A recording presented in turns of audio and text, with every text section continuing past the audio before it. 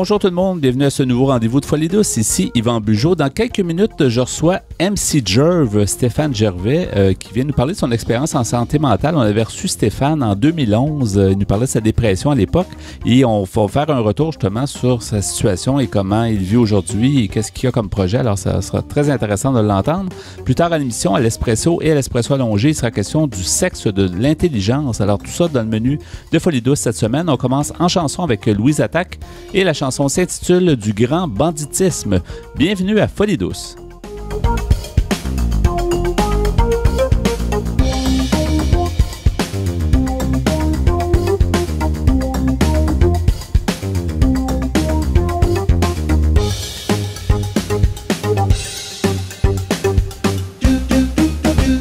Vous syntonisez l'émission Folie douce, celle qui vise à changer les perceptions négatives reliées au monde de la santé mentale. Bien, j'ai le plaisir d'accueillir MC Jerv. Bonjour MC, ou Stéphane en fait, c'est ton vrai nom. Bonjour. Salut, je suis content de te revoir ici à l'émission. On s'est rencontrés en 2011. Ça fait quand même plusieurs années, puis on avait parlé d'une nouvelle chanson que tu présentais justement sur la dépression. Tu es parti de très loin, puis c'est un peu ça qu'on va faire aujourd'hui dans l'émission pour te connaître un peu mieux. Donc Stéphane Gervais, ton vrai nom. Oui, c'est ça. Communément appelé MC Jerv parce que tu as fait beaucoup de maîtres de cérémonie. Oui, c'est ça, MC pour maître de cérémonie. J'ai fait des spectacles de musique, j'ai fait de l'animation de scène, des mariages, etc. Fait que ça a resté mon surnom, puis tous les gens m'appellent comme Jerv. Ça a toujours été. C'est ça. En 2011, on voulait faire un retour sur ça parce qu'en 2011, tu avais publié une chanson qui est maintenant au-dessus de 12 000 vues, qui est énorme parce que sans publicité, sans rien à peu près. Là, c'est vraiment beaucoup d'intérêt sur la santé mentale, mais c'était sur la dépression. Puis c'est une chanson qu'on avait présentée à l'époque ici et qui était un cri du cœur carrément. Là, je l'ai réécouté encore récemment, puis écoute, il va être les tripes à la table.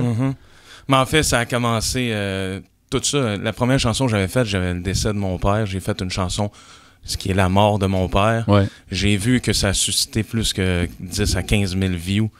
Ensuite, j'ai fait « Wow, il y a un message à livrer parce qu'il y a des gens qui souffrent d'un deuil.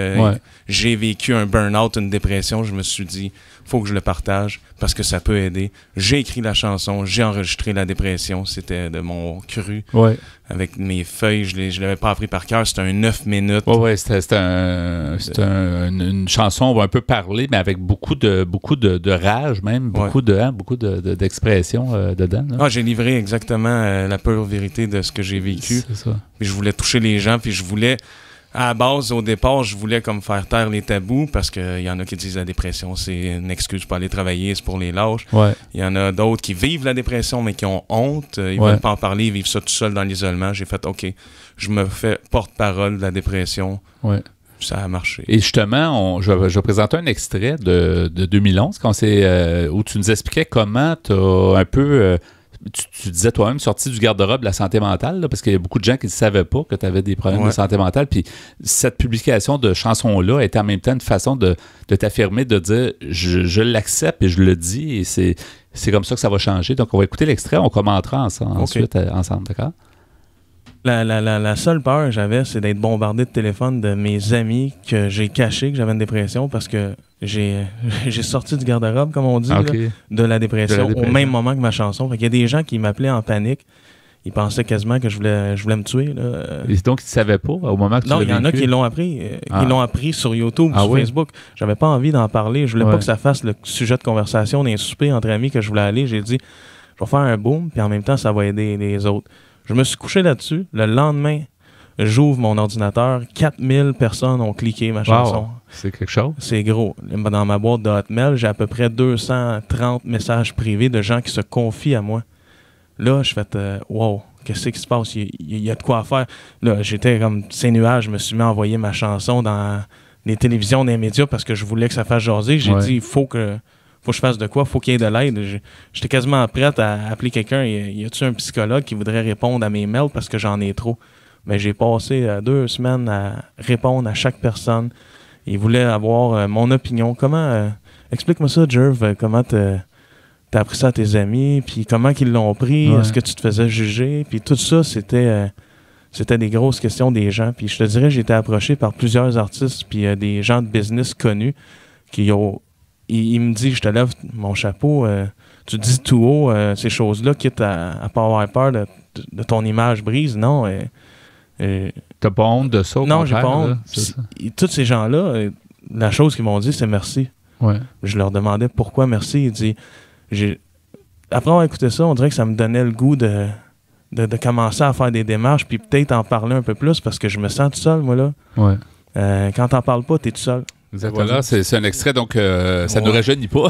ça fait quelques années, en fait. Mais ça fait drôle de se réécouter. Oui, mais c'est intéressant quand tu es venu, justement, on sentait quand même de l'espoir dans ton message parce que c'est ça qu'on essaie de donner ici, finalement, à l'émission, de dire la santé mentale existe, puis tu as une façon de l'expliquer qui est aussi peut-être différente des autres. C'est à ta façon à toi, puis ça porte. Il y a quelque chose qui est clair. Puis finalement, déjà, tu as fait un bon bout de chemin, mais je pense qu'aujourd'hui, on peut dire que tu es beaucoup mieux encore là, je suis en version totale améliorée. C'est sûr que quand je suis venu en studio, j'étais fragile, très fragile. Ouais. On te sentait quand même fort parce que dans ton approche. Mais en fait, il faut croire en soi. Puis j'y ai cru que c'était un long chemin, puis que je commençais ce long chemin-là à la guérison, l'auto-guérison que j'appelle, parce que j'ai pris des moyens naturels après. Ouais. Et, là, on parle de 6-7 ans plus tard aujourd'hui. Je peux vous en parler tantôt. Mais comment tu as procédé, justement? Parce que je sais qu'à l'époque, moi, une chose que je me suis souvenu, puis j'y pense encore aujourd'hui, c'est drôle, là. Tu disais, j'ai décidé d'aller marcher dehors, puis j'ai trouvé que marcher, ça faisait du bien. Puis c'est simple, là, mais le monde, des fois, fait pas assez ça, justement, d'aller dehors, de respirer, de prendre l'air, de prendre le soleil. Ouais. Puis c'est un pas vers l'avant, mais tu as fait beaucoup d'autres choses aussi. Ben, j'ai mis ça à un niveau... Moi, je fais tout ou rien, tu sais. Ouais. Là, je me suis dit, je suis fragile, les marches, c'est beau, ça fonctionne, mais il y a des passes auxquelles, je sais pas, dépression saisonnière, c'est novembre, là, on est... C'est ça. D'habitude, dans un début. Après Noël, on retombe dans un autre début. Ouais. En février, des fois, ils disent que le taux de suicide monte, les gens sont déprimés aussi. Fait que là, on parle des périodes temps gris. Ouais. Mais moi, j'y allais x2. Je faisais de l'entraînement musculaire, je faisais des cours de boxe, je faisais du badminton. Je me tiens tellement occupé que ça produit dans mon esprit, mon cerveau, on dirait des globules positifs. C'était impossible de sombrer après un effort physique. Ouais. C'était au-delà de la marche, mais ça, c'est moi. Oui, mais je me souviens qu'à l'époque, c'est parce que même avant que tu commences à marcher, je pense que tu n'étais même pas capable de faire ça. Tu étais comme pris un peu avec toi-même, puis tu te disais à un moment donné, faut que je sorte, faut que je fasse quelque chose. J'ai trouvé ça inspirant, la façon que tu as amené ça. Oui. Bien, en étant seul, c'est sûr qu'en étant seul, puis penser, fermer les yeux ou ouvrir la télé, se divertir pour ne pas penser, c'est mettre un plaster, mais c'est pas de mettre de longs gants. On n'est pas en train de guérir, on est en train de le couvrir, le problème. En allant marcher, en faisant un effort, on parle de l'auto-guérison, on parle d'aller vers l'avant. Peux-tu nous rappeler un peu comment tu es arrivé à faire une dépression majeure? Parce que tu nous l'avais raconté, comme quoi tu avais des symptômes très physiques, tout ça. Qu'est-ce qui t'a amené à faire une dépression majeure? Puis ensuite, bon, c'est un peu ce qui t'a amené à en sortir. Mais en fait, aujourd'hui, après plusieurs années, je me suis rendu compte qu'il n'y a pas juste les situations de vie qui m'ont amené à une dépression. Il y a aussi ma santé. Exemple, ma santé physique. J'étais pas vraiment... je me sentais pas bien dans mon corps. Okay. Exemple, la digestion, des trucs qui n'avaient pas rapport avec... je croyais qu'ils n'avaient pas rapport avec mon esprit. Ouais. Mais finalement... quand on est tanné d'être malade, ça joue sur le moral. Là, quand on perd, je sais pas, on a une séparation, mon père qui m'annonce qu'il a le cancer, un travail que je fais depuis 10 ans dans le nightlife, je suis tanné, fait que là, je me sens comme perdu, raide. Mon père est malade, je sais plus si je veux continuer dans mon travail. Puis je file pas bien dans mon corps. Fait que tu as plusieurs stresseurs en même temps. Ah ouais, tout est arrivé en même temps. Là, j'avais des bobos de partout. Là, ça en est venu dans la tête. Fait que la dépression, le burn-out, la fatigue totale. Je pensais même que j'avais un caillot de sang au cerveau. J'ai fait des scans, j'ai tout fait. Ça se pouvait pas. Je m'endormais après manger, je m'endormais presque au volant. J'avais peur d'aller à l'épicerie parce que je voulais pas affronter la réalité, dire bonjour aux gens parce que je voulais pas qu'ils voient mon visage, parce que je croyais que mon visage était dépressif. Ouais. C'était quelque chose. Ah, c'est ça, c'est souffrant. C'est ça que les gens ont de la misère à comprendre. Des fois, la dépression, c'est carrément physique et c'est mental et physique aussi. Puis là, actuellement, tu es très... tu vis une vie quand même certainement rangée ou en tout cas équilibrée, on pourrait dire. Là, je suis très content que vous m'invitiez à l'émission parce que c'est un bonheur que je vis. Et je suis très bien. Ouais. J'ai passé au travail la tempête. Écoute, là, je parle, j'en suis ému parce que c'est encore un combat, c'est sûr, parce que peu importe, on n'est pas à l'abri, personne. C'est ça. Mais je vais... écoute, c'est... Je suis à un autre niveau. T'as une stabilité. T'as une stabilité. Puis depuis que je suis venu à l'émission, que j'ai fait la chanson de la dépression, j'ai changé ma vie au fait que moi, je veux aider, je veux faire plaisir, je veux partager. À toutes les fois que j'aide, je partage. Il y a une gratitude qui vient vers moi, un bonheur qui réveille quelque chose à l'intérieur de mon mental qui fait que c'est indestructible après. Faire une bonne action, avoir un sourire en retour, un merci, une appréciation, se sentir valorisé, ça fait l'effet de 40 antidépresseurs. Je conseille ça. C'est une de mes techniques parmi... plusieurs techniques que je suis même fébrile et hâte de te raconter. Ouais. En principe, es-tu plus à l'écoute de toi? Parce qu'on dit souvent que les gens là, qui ont traversé ça sont énormément à l'écoute. C'est-à-dire, ils savent ce qui les rend malheureux, ils savent ce qui les stresse, ils savent ce qui les rend trop fatigués. Donc... Oui, vraiment, c'est sûr. On apprend de ses erreurs. Quelqu'un va faire un move, puis, excuse l'expression, et il va frapper un mur. Et là, la deuxième fois, il va y penser, il va prendre un autre chemin, il va prendre les moyens, une technique pour pas frapper un autre mur. Mais moi, c'est d'écouter mon corps, d'écouter mon esprit, puis je le sais que si je prends tel chemin à droite, ça peut m'amener vers le retour en arrière, le chemin à gauche, exemple, mais ça va m'amener vers une nouvelle vie, un plus. Oui. Puis ton entourage, dans tout ce processus-là, on sait que ton père est décédé, ça fait quand même plusieurs années, mais le reste des gens que tu connais ou ta famille, comment ils ont conjugué tout ça? Est-ce que on avait parlé brièvement, je pense, la dernière fois, mais en gros, est-ce que c'est un sujet qui était tabou? Est-ce que ça a été comme... Sérieux? Oui. Ça va faire drôle parce qu'ils vont probablement écouter l'émission. J'ai été le premier de tout mon entourage à dévoiler haut et fort que oui, je fais un burn-out, une dépression. J'ai accepté la médication au début. On me jugeait, mais on disait, voyons, tu sais, Jerv, t'es plus fort que ça, c'est ça. Puis il me voulait me donner des trucs comme si c'était... Juste pour se faire un peu encourager.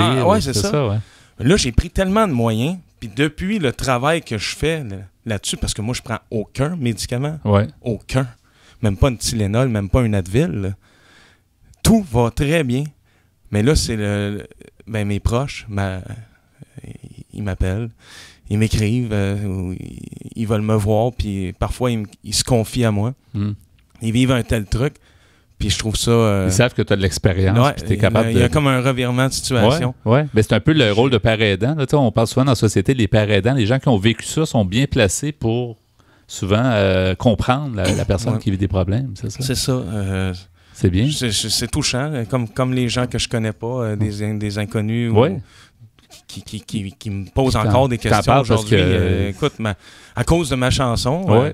Puis t'avais un gros réseau, tu en as encore peut-être un gros réseau social, en fait. Puis si tu veux pas, le mot se passe, puis tu deviens comme un genre de modèle dans ça. Mais j'aimerais ça que tu restes avec nous aujourd'hui.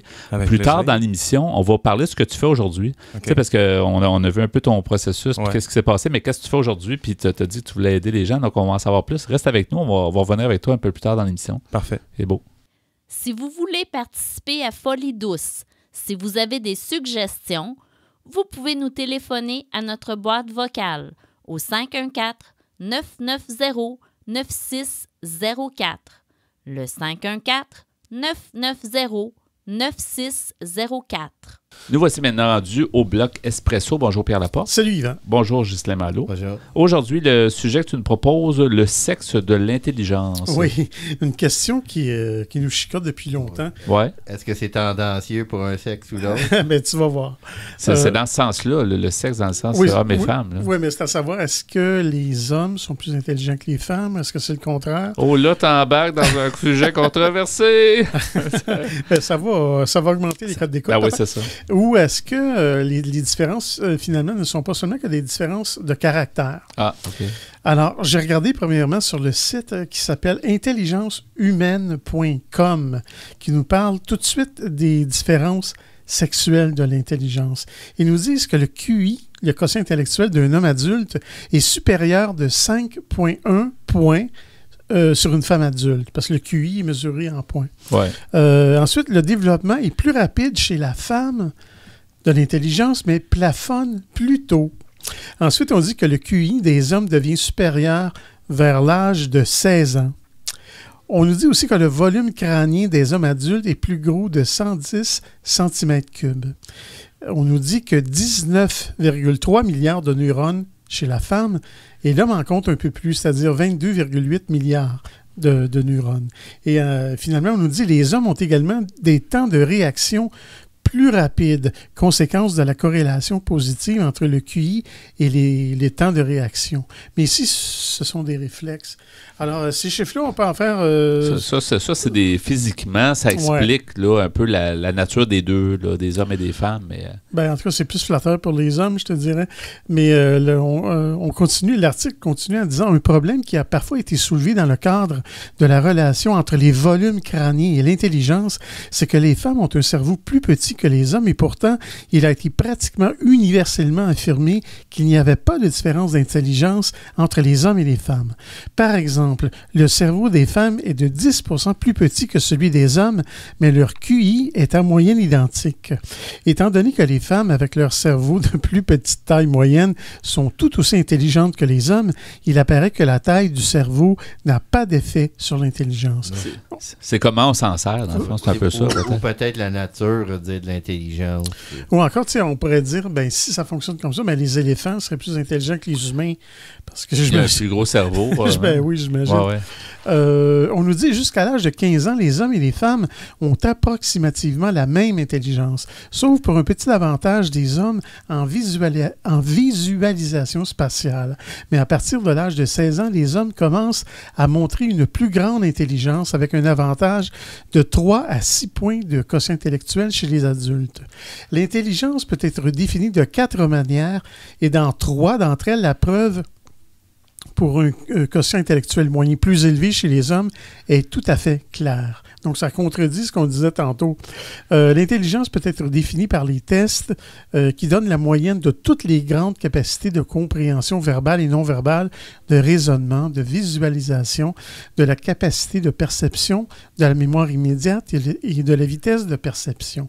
Ça, c'est ce qu'on dit sur le site intelligencehumaine.com. Dans d'autres articles, on dit autre chose.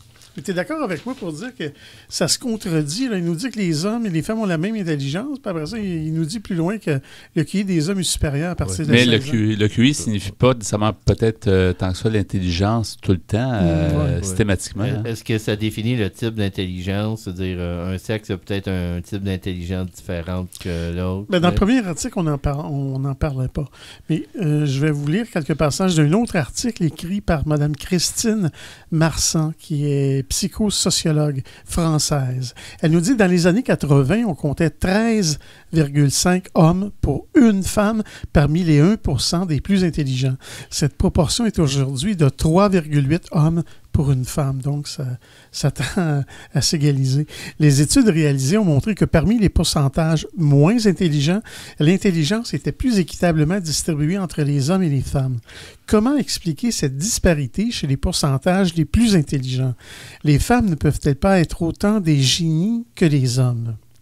Madame Marsan poursuit en disant, pendant plusieurs siècles en Occident et plusieurs millénaires de par le monde, l'homme s'est décrété plus intelligent et a soumis la femme, lui répétant qu'elle était moins intelligente, voire pas du tout. Rappelons-nous la fausse information qui est bien inscrite dans nos esprits, selon laquelle un concile de maçons aurait statué sur l'âme des femmes. Il y a aussi peut-être le fait que c'était plus difficile aussi pour les femmes de rentrer dans les cercles de scientifiques, culturels, de haut niveau à l'époque. Là. Oui, c'est vrai. Madame Marsan poursuit en disant « Si l'information est fausse, l'opinion publique s'en est emparée et véhicule ce cliché depuis plusieurs siècles, ayant pour effet une dévalorisation de l'intelligence des femmes comme de leur conscience. Le 19e siècle a été particulièrement castrateur pour les compétences des femmes et il a fallu le combat, entre guillemets, des suffragettes puis des féministes pour obtenir des droits équivalents entre hommes et femmes. Cette inégalité de traitement a eu pour conséquence une séparation des rôles, des attributs et des compétences entre les hommes et les femmes. Ceux-ci étaient doués de raison, donc intelligents. Quant aux femmes, davantage sujettes aux passions et aux émotions, ne participaient pas au débat d'idées. Les rôles étaient bien définis, même si les cours de roi ont vu les capacités politiques se développer aussi bien chez les hommes que chez les femmes. L'intelligence des femmes n'était pas la qualité que l'on attendait d'elles au 19e siècle. Une jeune fille de bonne famille devait avoir les qualités d'une bonne épouse, dont celle de la soumission, qui ne se marie guère avec l'intelligence. Mais je vais m'arrêter ici, Yvan. Pour mieux poursuivre un petit peu plus tard le sexe donc de l'intelligence à Folie douce.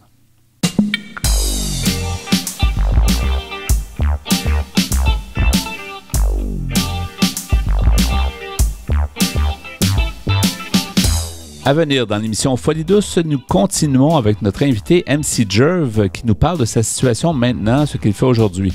À l'Espresso allongé, on poursuit sur le sexe de l'intelligence. Vous entendrez aussi en chanson Comme la mer de Brunswick et Enfant spécial de Radio. Vous souhaitez réagir au propos de l'émission, vous désirez participer à Folie douce, vous avez des idées pour nous, écrivez-nous par courriel à l'adresse foliedouce@antenne.qc.ca ou téléphonez-nous au 514-990-9604. Vous écoutez Folie douce, l'émission hebdomadaire qui démystifie les problématiques de santé mentale depuis plus de 25 ans. De retour au micro dans quelques instants.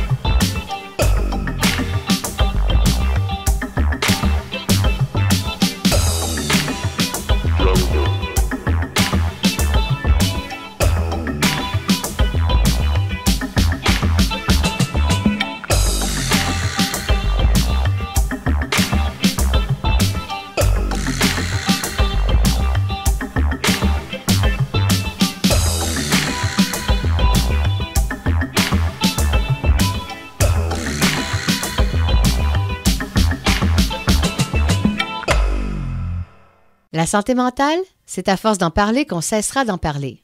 Vous êtes à l'antenne de Folie douce. De retour au micro avec notre invité Stéphane Gervais, MC Jerv pour les habitués. Rebonjour. Il y en a beaucoup. Rebonjour, toujours avec nous. On a commencé plus tôt dans l'émission à parler justement de ton cheminement. Je trouve toujours ça drôle comme mot cheminement, mais c'est quand même ça. Là. C'est un peu ton histoire de vie depuis ta dépression, rétablissement jusqu'à aujourd'hui. On parle quand même il y a plusieurs années où tu as eu des années difficiles, puis tranquillement, je pense que tu as remonté. À quoi t'attribuerais, en gros, là, on va parler évidemment de ce que tu fais aujourd'hui, mais à quoi t'attribues ta meilleure santé finalement? Est-ce que tu as des trucs? Qu'est-ce que tu as fait? OK, là, c'est là qu'on tombe dans le « j'avais hâte de te rencontrer pour te dire ce que j'ai fait, ce qui s'est passé dans les dernières années depuis. Premièrement, j'aimerais juste ajouter aux auditeurs que, tu sais, la dépression, tantôt, on parle d'une maladie. Je suis atteint de la maladie, mais je dis... On est tous atteints de la maladie. On peut tous la développer. On peut tous. Moi, je suis pas un docteur ni un scientifique. J'ai pas les mots les plus cotés, mais je vais y aller dans mes mots.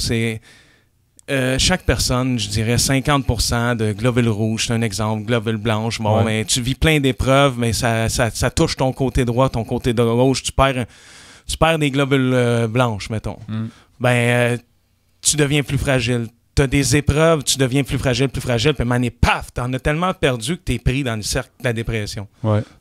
Moi, j'étais fragile et en plus, j'ai frappé plein de murs. Comme je me suis ramassé dans la dépression. Ouais. Puis des multiples stress, c'est ça. Tout est arrivé en même temps. Personne n'est à l'abri. Fait que c'est... Mon message en acceptant de venir à l'émission, c'est d'aider, parce que je continue à aider. Je voudrais que mon message il passe à tous les gens. Je voudrais que le tabou soit terminé. Je voudrais qu'on s'entraide. Je voudrais partager ce que j'ai fait. Puis, j'ai des trucs que moi-même j'ai fait. J'en parle toujours de l'entraînement, d'aller marcher. Parce que je vais vous parler du contre-entraînement. Les gens qui passent trop de temps sur leur téléphone, trop de temps sur Internet, trop de temps sur la télé, ils se captivent, ils vont ailleurs. On n'a pas le temps de penser à ce qui ne va pas. On met une pause à notre malheur, on est dans le divertissement et on remet à plus tard, puis plus tard, on va en avoir un autre problème. Ça s'accumule. Puis un autre, puis quand on va en avoir 4-5, ça va être lourd. Ouais. Qu'est-ce que tu as fait concrètement? Les choses que tu as réglées, les niveaux dans ta vie que tu as fait. Tu parlais tantôt de l'exercice. L'exercice physique, c'est le top, le premier que j'ai fait. Ouais. Ensuite, j'ai changé mon alimentation. Ouais.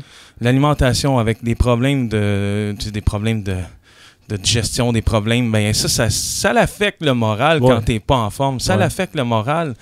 100% sûr. J'ai fait un truc qui m'a marqué, vraiment marqué. Je suis allé faire de la méditation. Ouais.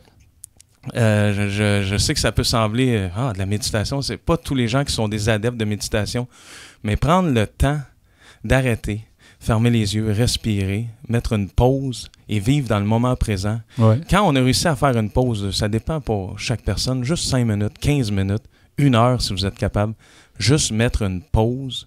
Quand on rouvre les yeux et on reprend le cours de la journée, tout va bien. J'ai l'impression que tout passe. Le mauvais sentiment a passé. Il y a une compréhension qui s'est faite. Je suis allé faire un 10 jours. Ouais. C'est un centre de méditation qui est à Montebello. Ça s'appelle Vipassana. S'il y a des curieux qui peuvent le chercher sur Google, Vipassana, Montebello, centre de méditation. C'est tout expliqué. Moi, je l'ai fait. Je l'ai fait 2 fois. C'est un 10 jours auquel tu n'as pas le droit de parler. Tu n'as pas le droit d'écrire, de lire. Tu as 8 heures de méditation obligatoire avec un professeur. Tu es dans le muet pendant 10 jours. Donc, on te donne une technique pour te recentrer. Te recentrer. Il n'y a rien à voir avec la religion. C'est juste de se recentrer, de respirer. Ouais. C'est sûr que méditation vient du Bouddha. Ouais. Mais ça, comme je dis, c'est pas une pratique religieuse. Ils disent de mettre tout de côté. Si vous avez une pratique religieuse, peu importe, mettez-la de côté pour 10 jours. Concentrez-vous sur la respiration.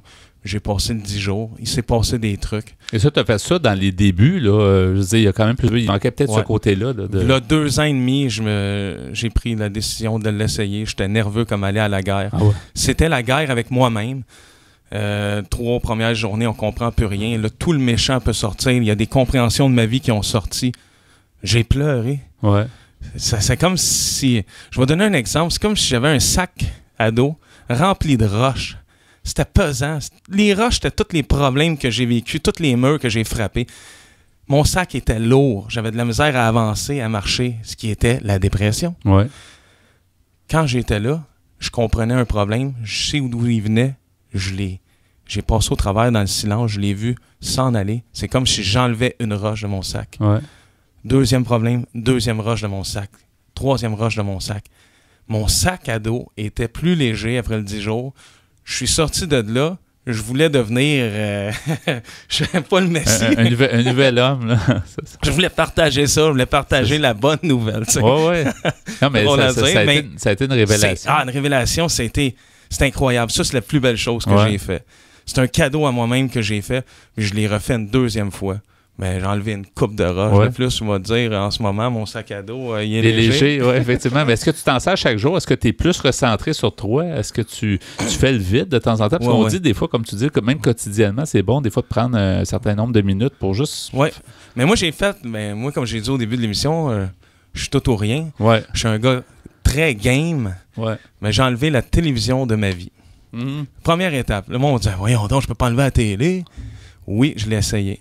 J'ai plus de télévision. Ouais. J'ai plus de moyen de me captiver, de m'asseoir sur le divan puis d'écouter 3 ou 4 émissions puis tomber dans la lâcheté. Parce qu'à un moment donné, je sais pas pourquoi, ça nous met... Ouais. J'ai enlevé la télé et là, c'est ma 3e année sans télévision.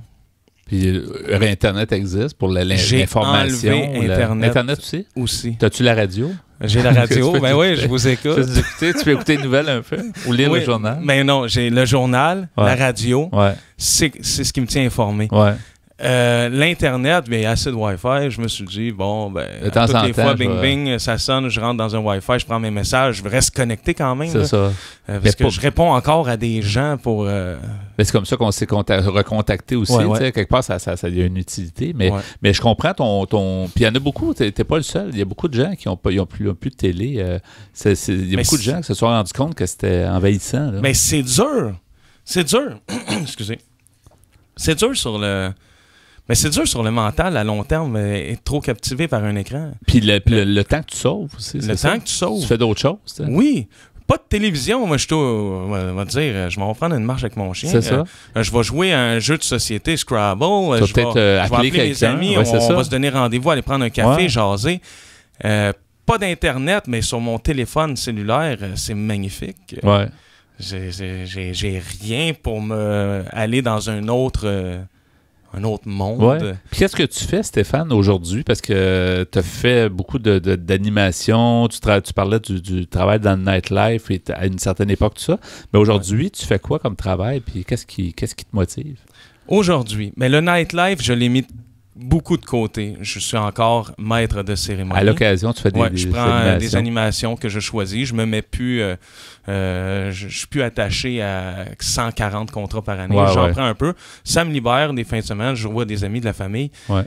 Un de mes amis m'a dit, tu sais, Jerv, t'es le genre de gars qui aide, qui est tout le temps là pour les autres.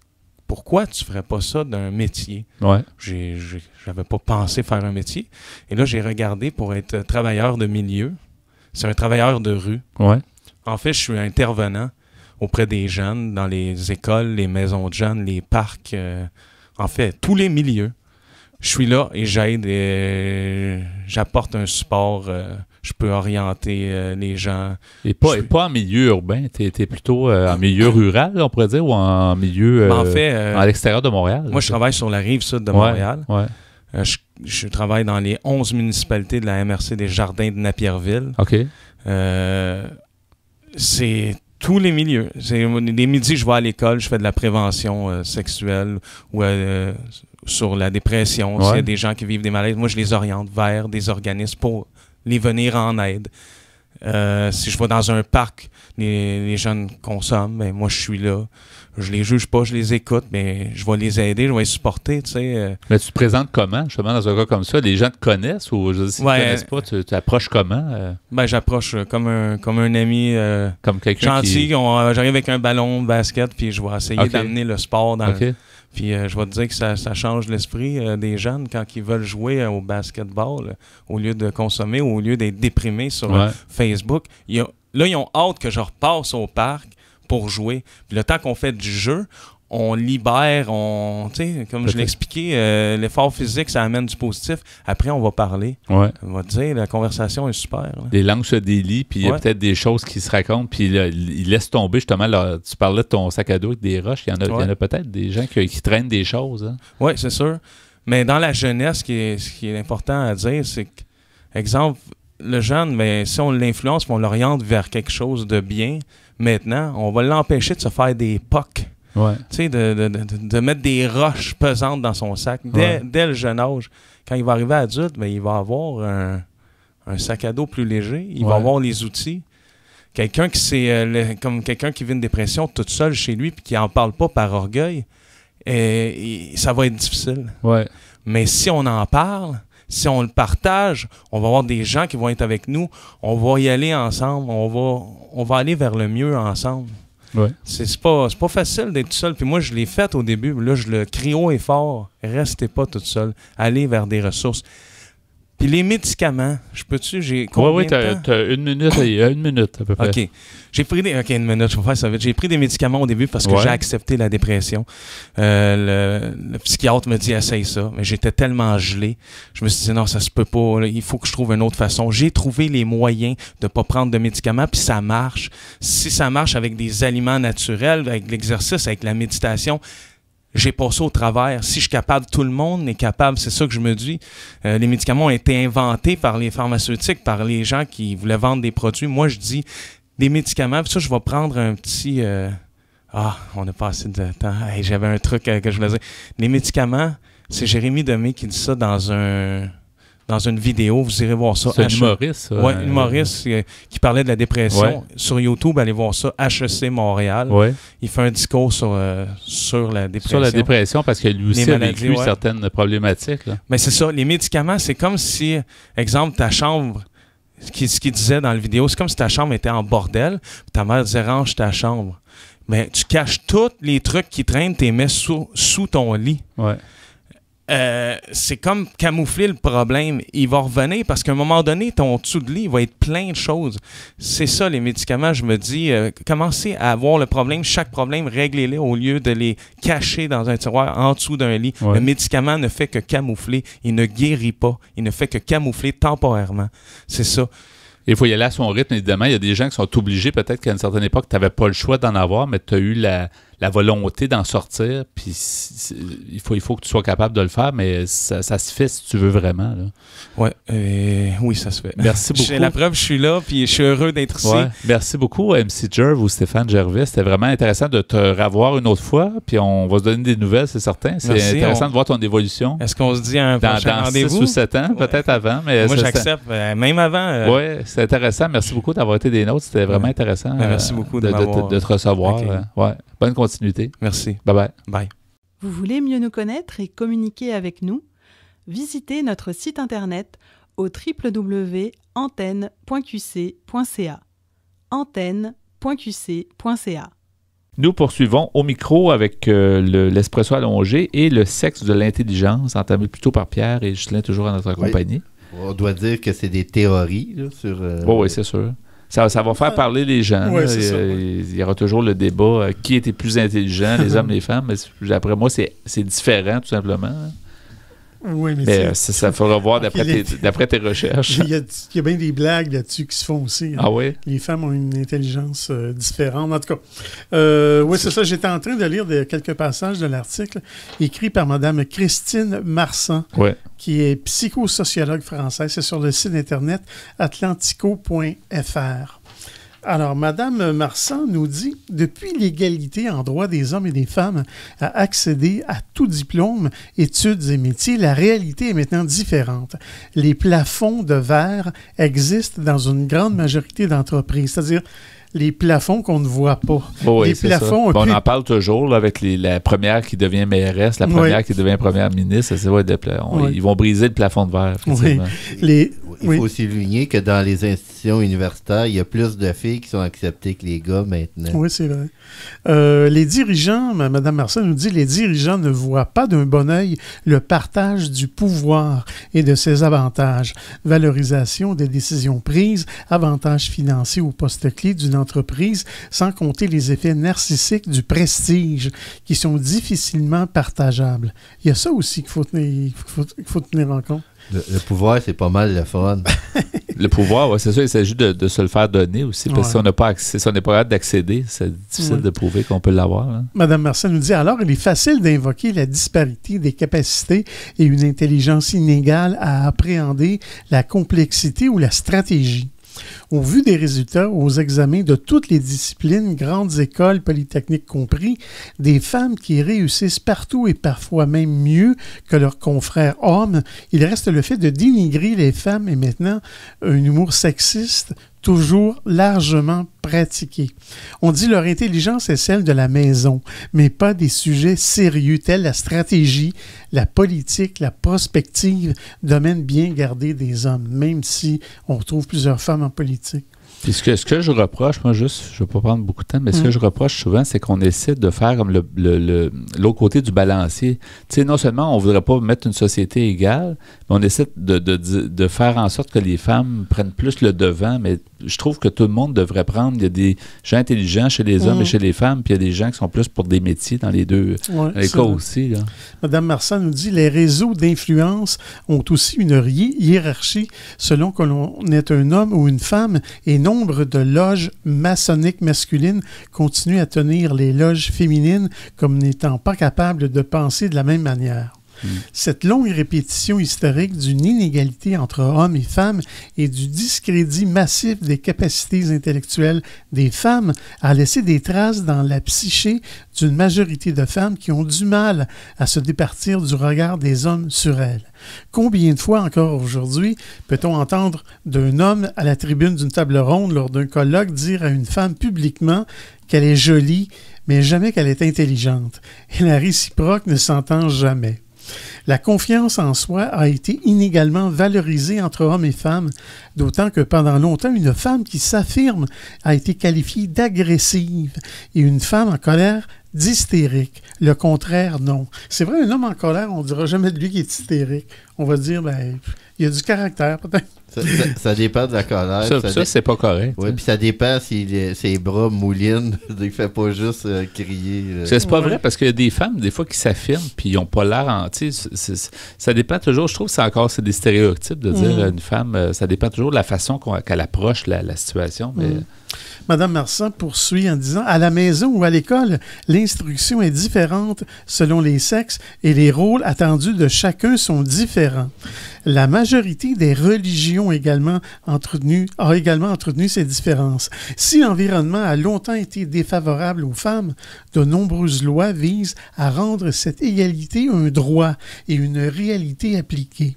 Ainsi, au-delà des comportements que certains hommes maintiennent, les femmes sont également complices de cette inégalité en reproduisant au travers de l'éducation une image inférieure de la femme.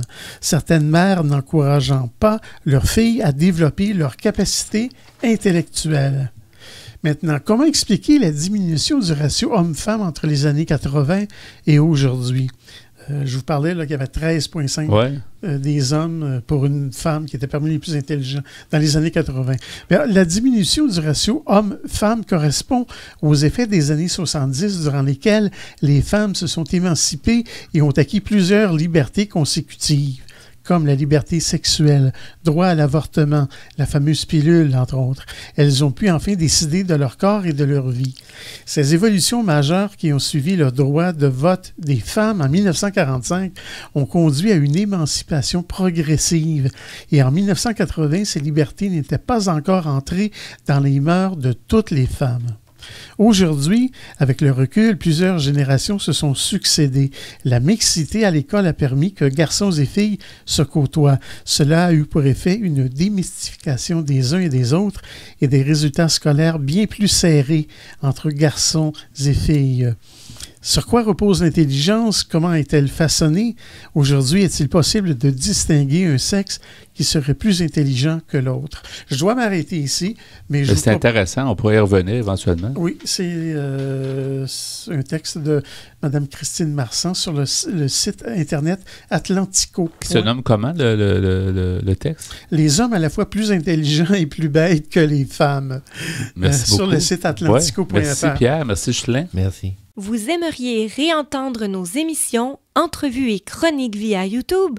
Pas de problème. Pour y accéder, visitez notre site web antenne.qc.ca.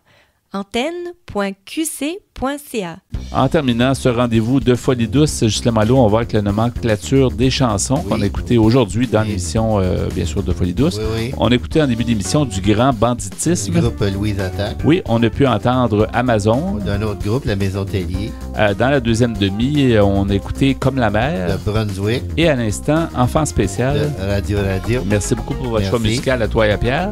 Merci Pierre pour ta mise en onde. Bienvenue. Ainsi que tes blocs Espresso et Allongé, où il était question du sexe, de l'intelligence, l'intelligence chez les hommes, chez les femmes. Un long débat, on pourra sûrement y revenir parce que ça... On va recevoir des commentaires. Ça fait couler beaucoup d'encre, puis ça fait beaucoup discuter les gens, ça c'est certain. Je remercie notre invité de l'émission qui était MC Jerv, Stéphane Gervais, qui nous a parlé de... C'est des bonnes nouvelles parce que c'est quelqu'un qu'on a interviewé en 2011 et plusieurs années plus tard, il vient nous parler de son expérience, ça va beaucoup mieux et puis ça va de mieux en mieux, alors c'est excellent. Merci beaucoup d'avoir été des nôtres, Stéphane. C'est Yvan Bugeaud à l'animation. Bonne semaine à tous et à la prochaine de Folie douce. Au revoir.